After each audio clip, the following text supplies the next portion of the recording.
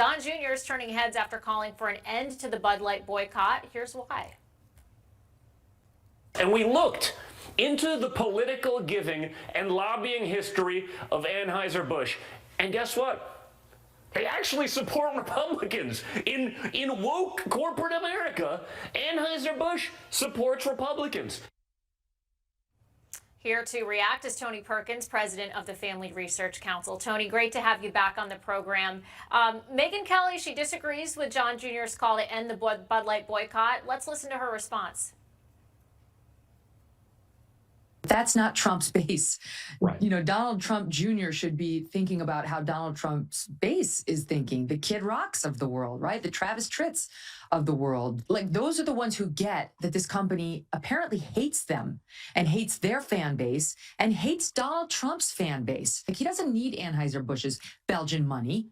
They need to stand with their base. So I think that was a rare political misstep by Team Trump.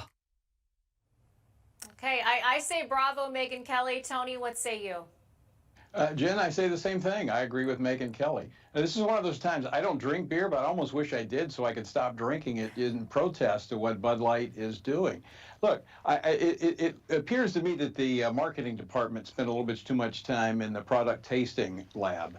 This makes absolutely no sense. And, you know, you can play, I was listening to your previous segment where we're forcing women into prison with women. You know, government can force these things, but when we have a free market system, it rejects this nonsense. Markets judge foolishness, and this is foolishness.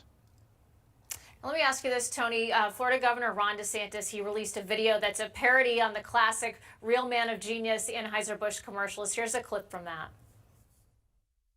Team DeSantis presents Real Man of Women's Sports. Today we recognize the men who've hacked the system. Hack the system. Once mediocre in the men's division, now cream of the crop in the women's. From mediocre to champion. Listen, it's funny because it's true. Tony, why do some people have a hard time understanding how the Bud Light ad with Dylan Mulvaney is more than just a face on a beer can, and it's an attack on women and family values? Yeah, I think it just shows people are out of touch. I was actually with Governor DeSantis today, and we were talking about this thing.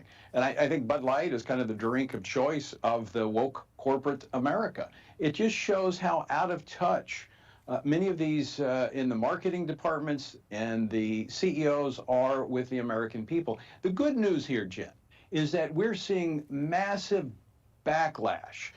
Not only corporate America, but we see states all across the nation pushing measures to protect children from this transgender agenda that wants to mutilate them with surgeries and experiment on them with drugs.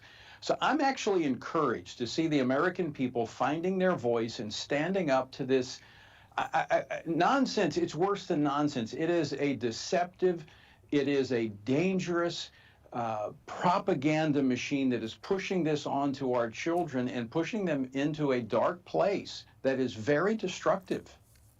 Well, Tony, I hope more companies will watch what's happening with Anheuser-Busch and reconsider their future marketing efforts, certainly if they are alienating women. Tony Perkins, thank you for joining us tonight. All right, Jen, thanks.